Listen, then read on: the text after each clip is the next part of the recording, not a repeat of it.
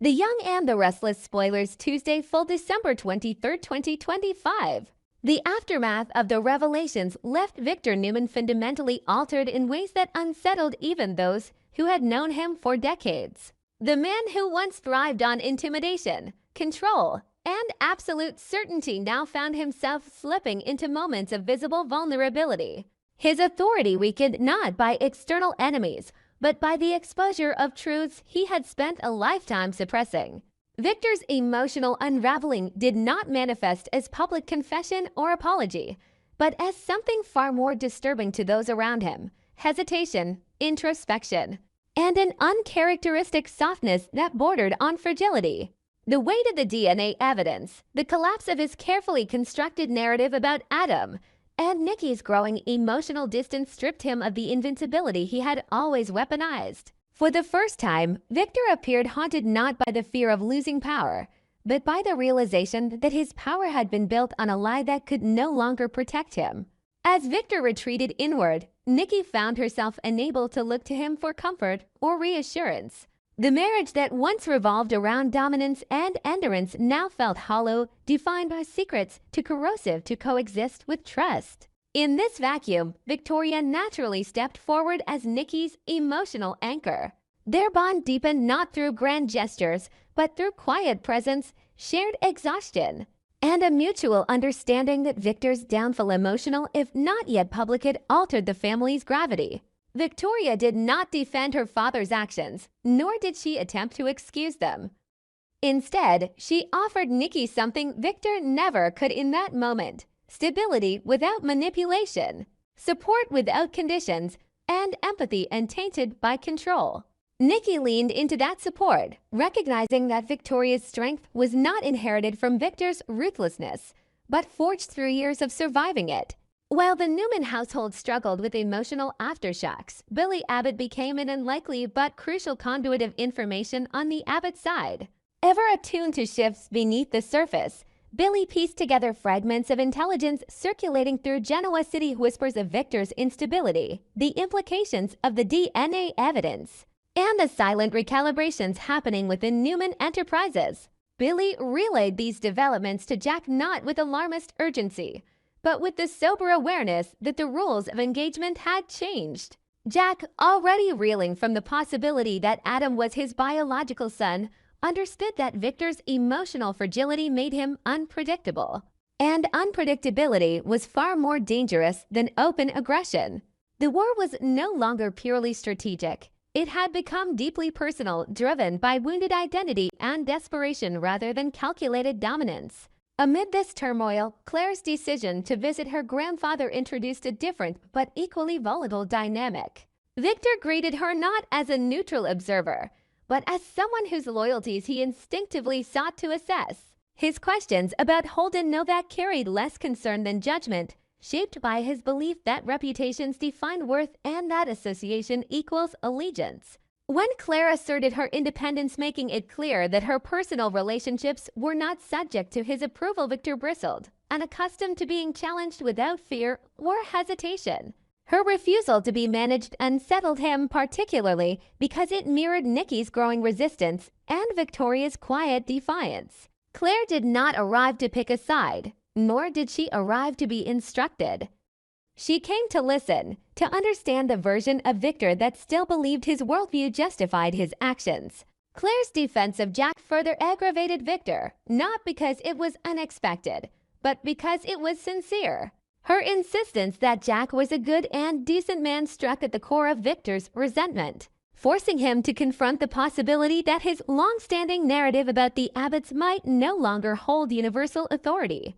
Victor responded as he always had, framing Jack's life as one of privilege and unearned advantage, reducing integrity to inheritance and dismissing empathy as weakness. Yet Claire's refusal to absorb that cynicism revealed a generational shift Victor struggled to control. She listened, but she did not submit. She absorbed his warnings, but she did not internalize his fear. Victor's comments about her past involvement with Kyle carried a thinly veiled sense of relief, as though distancing her from the Abbott family was an act of protection rather than strategy.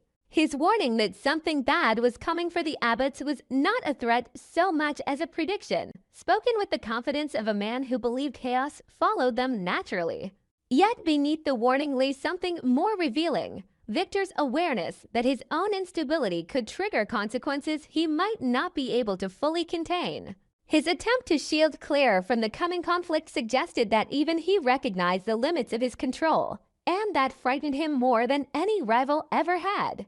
Claire left the encounter unconvinced but thoughtful, carrying with her a clearer picture of a grandfather who no longer commanded fear, but inspired concern.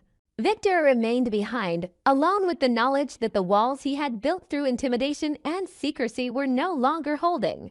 Nikki's distance, Victoria's quiet authority, Jack's emerging truth, and Claire's independence converged into a single, undeniable reality. The world was no longer bending to Victor Newman's will. As Genoa City braced for the next wave of fallout, one truth became increasingly evident: this conflict was no longer about power, legacy, or rivalry, but about identity, accountability, and whether Victor Newman could survive the collapse of the man he had pretended to be for so long.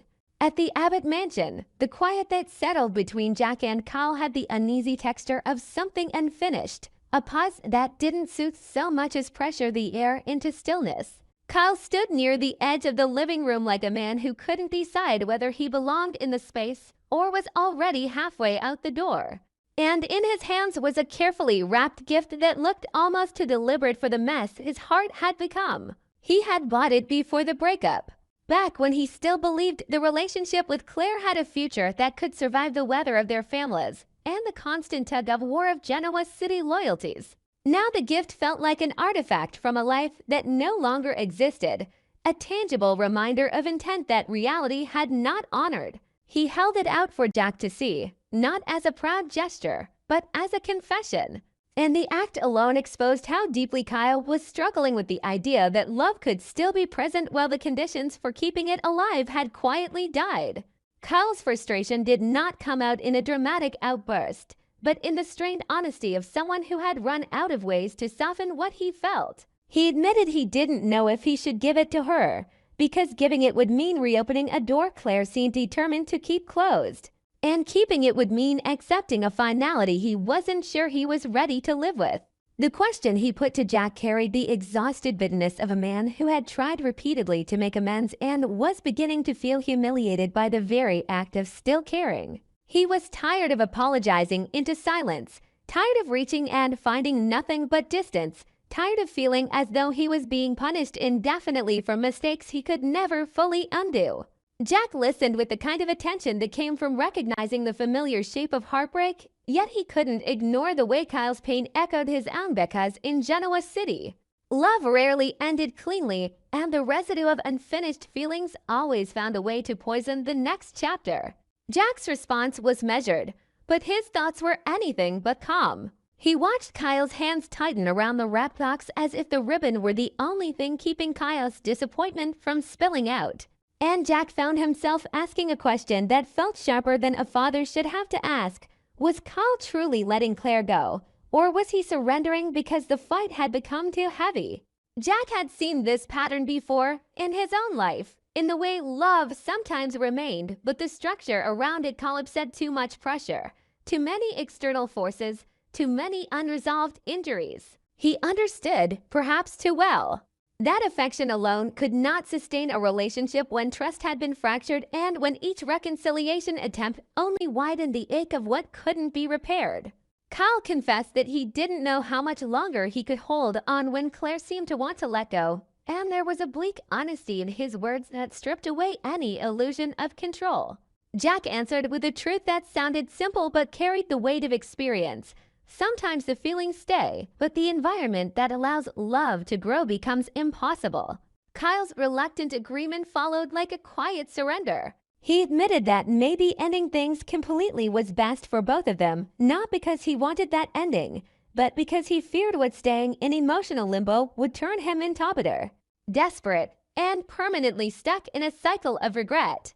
Before Jack could offer anything resembling closure, Billy arrived with the kind of news that never came without consequences. His presence shifted the mood immediately, pulling the conversation out of Kyle's personal grief and back into the relentless machinery of Genoa's city conflict. Billy informed them that Phyllis Summers wanted to transfer ownership of Marquette to her daughter, a move that sounded straightforward on the surface but carried the unmistakable undertone of strategy.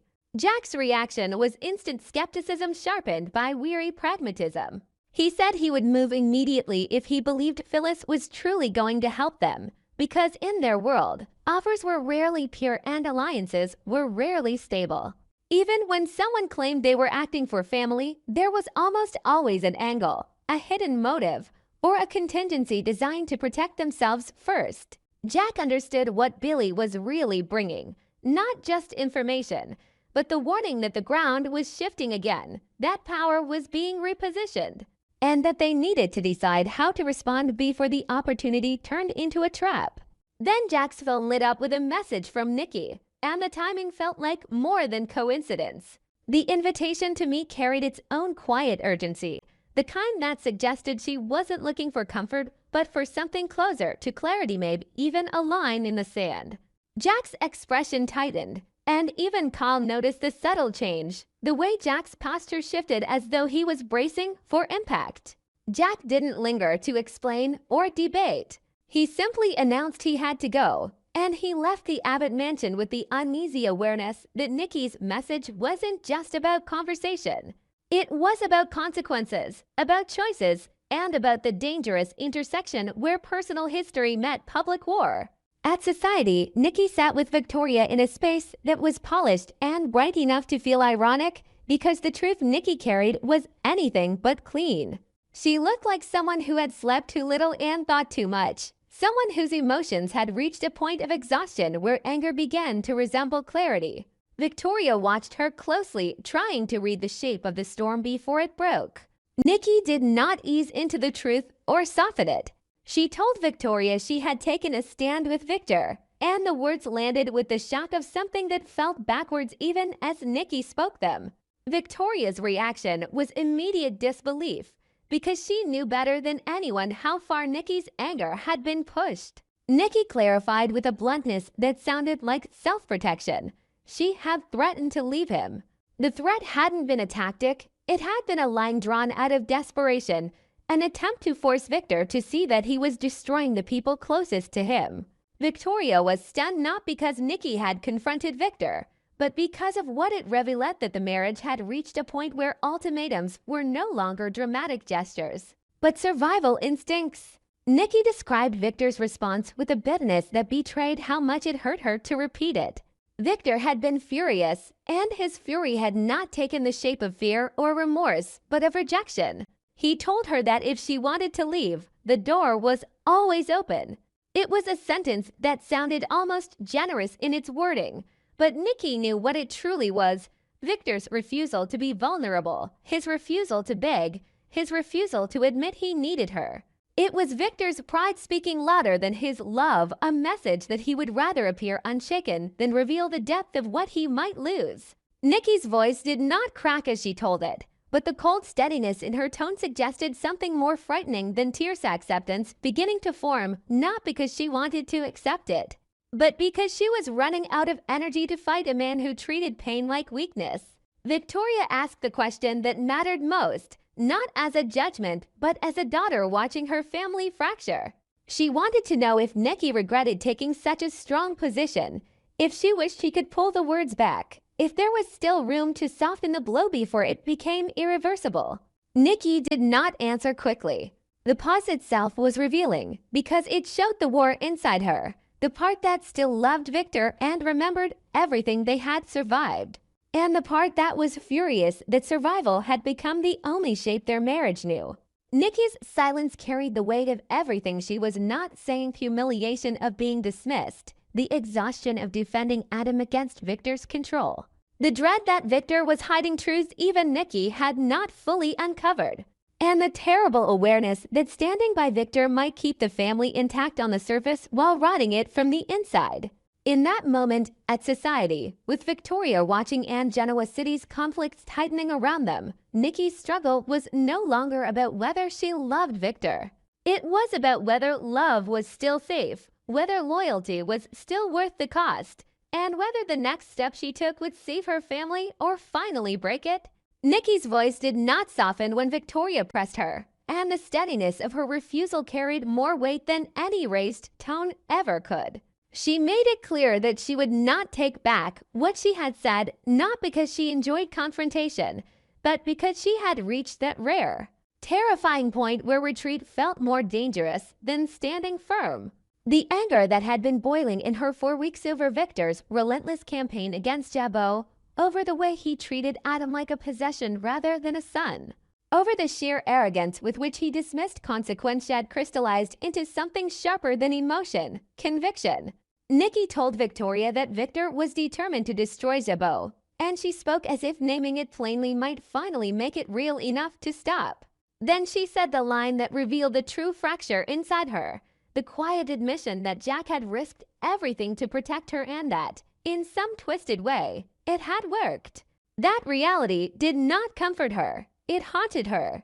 Because Nikki understood what it meant when the person who once promised to cherish her became the person she needed rescuing from. And when the man who had spent years as Victor's sworn enemy became the one willing to step into fire to keep her from being consumed by Victor's rage.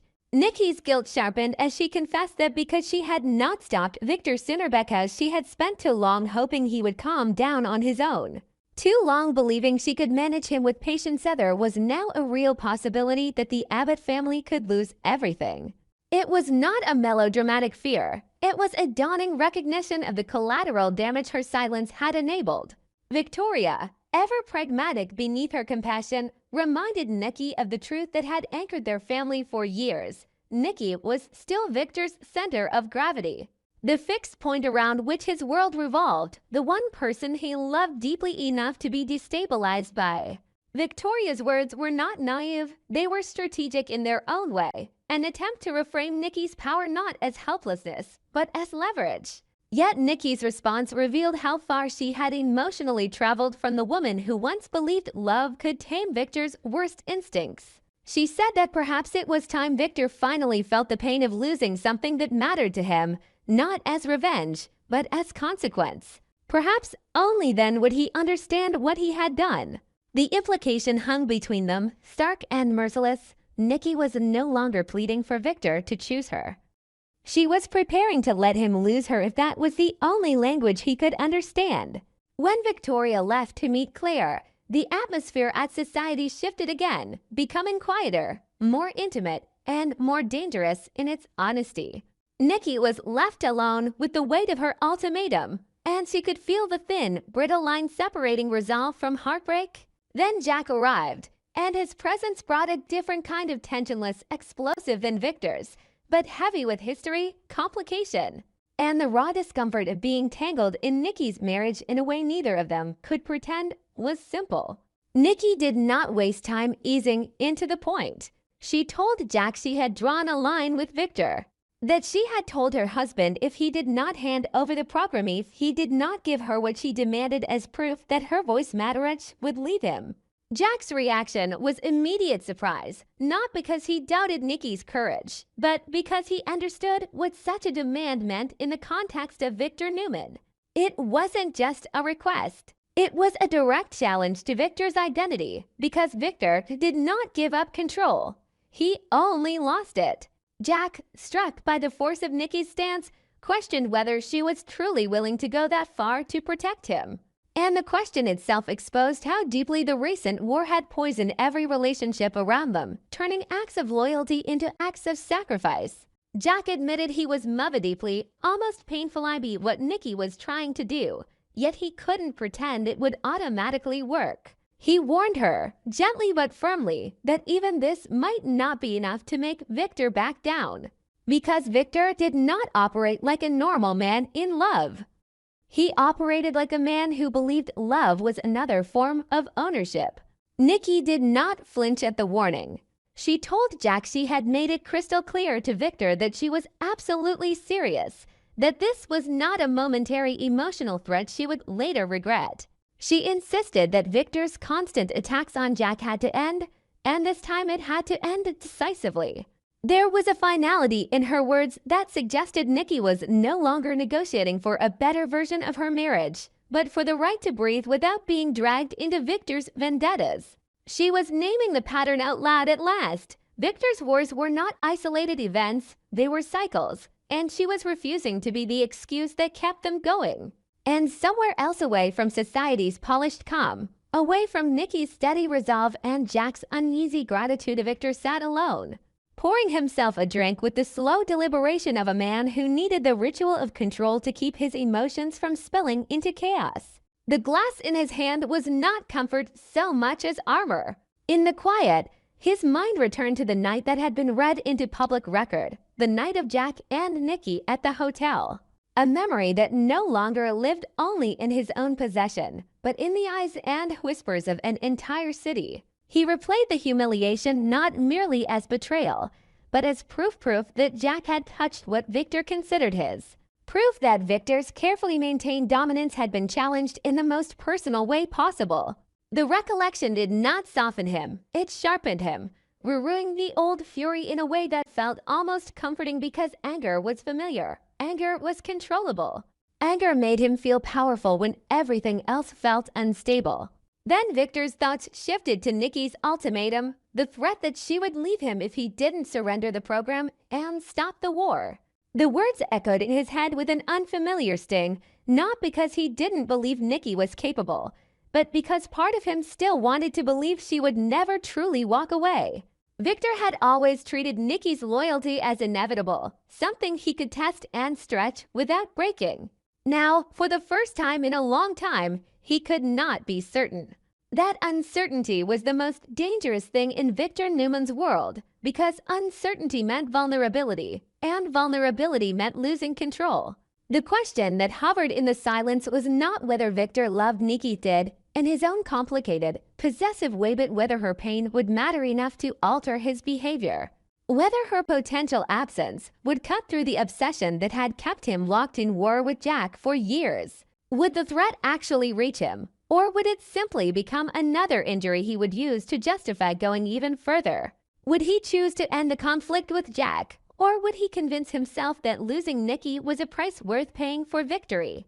Victor stared into his drink as if the answer might rise to the surface, but all he found was the same familiar hunger for control battling a new, unsettling fear that if Nikki left, he would not only lose his wife, but lose the last remaining proof that he could still be loved without conditions. And in that private moment, the true cliff edge of the story became clear. Victor Newman was not deciding whether to stop a war. He was deciding whether to change the only way he had ever known how to survive. And the man who had spent his life winning by refusing to bend now faced the one battle he might not be able to overpower: Nikki's willingness to finally let him suffer the consequences of being Victor Newman.